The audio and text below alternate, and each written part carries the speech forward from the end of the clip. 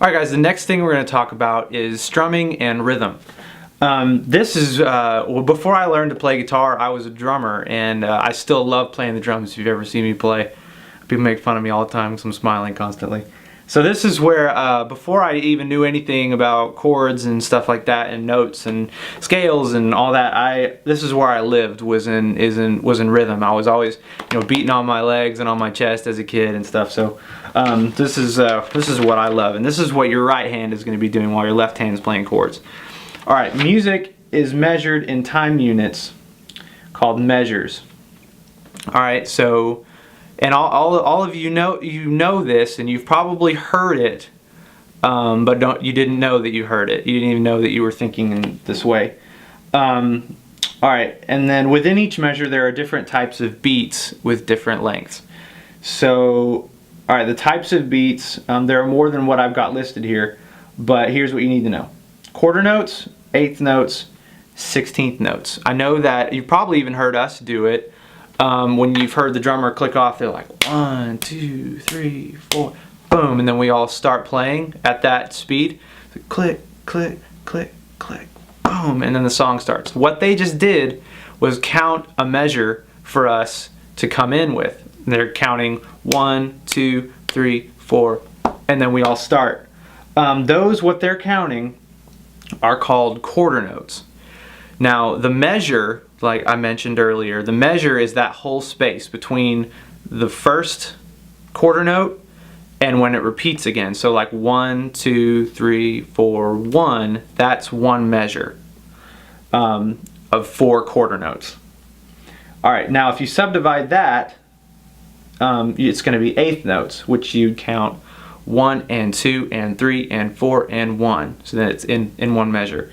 And this is when it gets ridiculous. I know I'm going to sound stupid doing this, but 16th notes subdivides that even further, where you've got 1E and a 2E and a 3E and a 4E and a 1. And so those are the main ways that you're going to count, that you're going to think in your head as we learn strumming. Now, a time signature. A time signature is the length of a measure.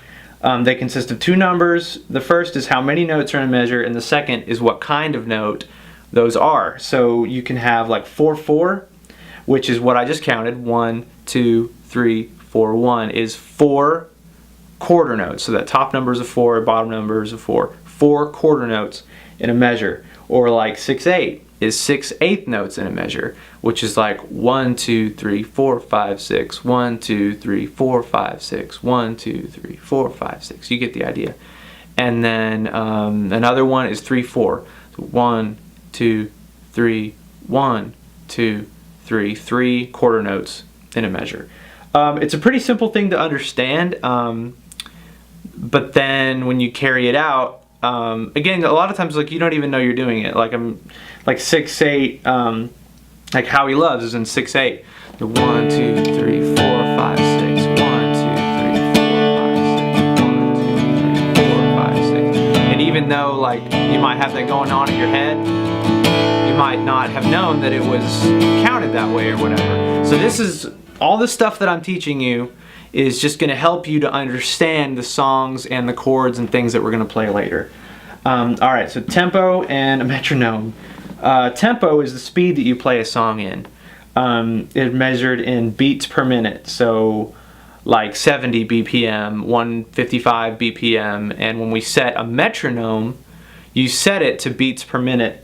And a metronome doesn't change tempo at all, because we're human and we can't keep the same tempo. So like those ears, the in-ears that we have, those little headphones, in those normally it's got the metronome, which is a computer little thing that is giving us really annoying beeps that are never off tempo. So like if we were in 6/8, we'd have 6/8 notes playing in that metronome. It's going to go beep, beep, beep, beep, beep, beep, beep, beep, beep, beep, beep, and it's never going to change, or we're going to follow that beat. Now the tempo, I think I said this already, is the speed that you play, and again the metronome just makes sure that we stay on the right speed, which is really helpful, especially like for me and Jack and Chris. As electric, we set our delay, we never have to change it because we're always you know, we're always right with that metronome. Okay, now here's the fun part. When you strum, you're creating rhythm in the guitar. Like I said, the chord hand is the hand that plays your notes, chords, and scales, but your strumming hand is the one that makes it actually sound like something. So if you're playing a G, if you got G going on down here, it's not going to do anything until you strum through it. Or if you can play a scale, but until you do this, then obviously no music's going to come out. So how do you know what to strum? The drummer or the metronome is giving you your beat and your pattern for when you strum, and your tempo. So you're just going to follow them. So generally, generally when we clap, it's either on beats 2 or 4. And this is helpful because normally the snare hit is on 2 and 4, and that translates to your strum pattern. So like if the drummer, or like if the beat's this fast, so 1, 2, 3, 4, 1, 2, 3, the drummer's going to go 1, 2, 3, 4, 1, 2, 3, 4, 1, 2, 3, 4, 1, 2. Now as a guitar player, you can take that beat and that tempo and translate it into a strum, which would be like this. It'd be like.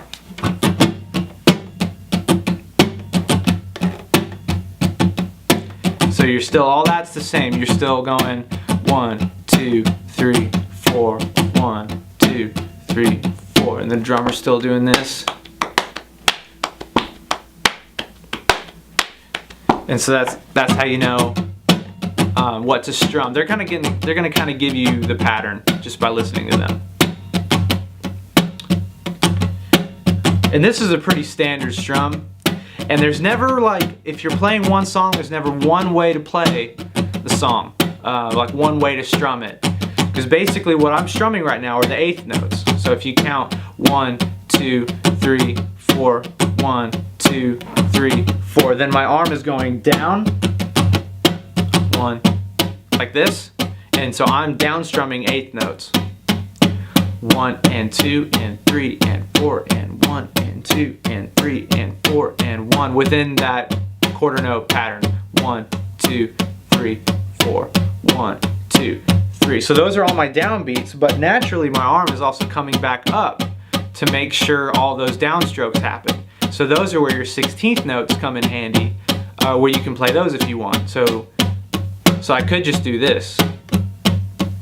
Those are the 8th notes. But then you add the 16th notes just every once in a while, and it changes the beat.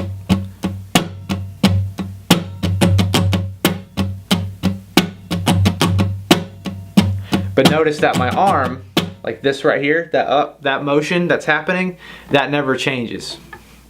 And that's important because the faster you go, like if I was doing that same pattern but I was like this,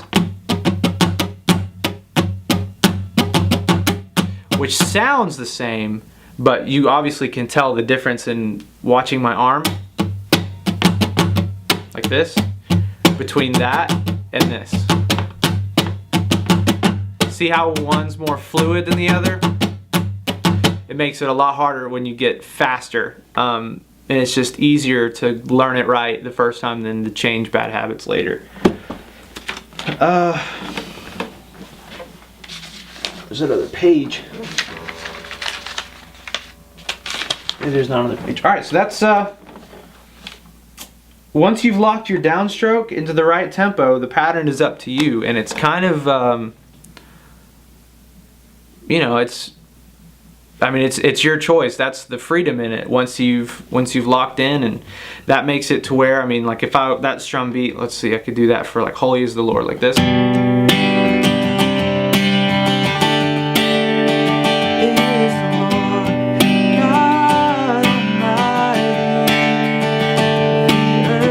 But if someone else is playing with me, then you want to have different strums, so you can even go.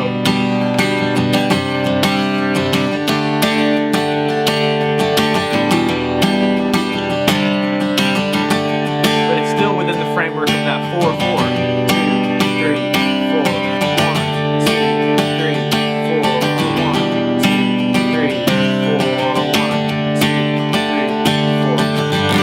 want to play a different strum as the other person, so it doesn't just sound like everybody's playing the same chords, everybody's playing the same strum.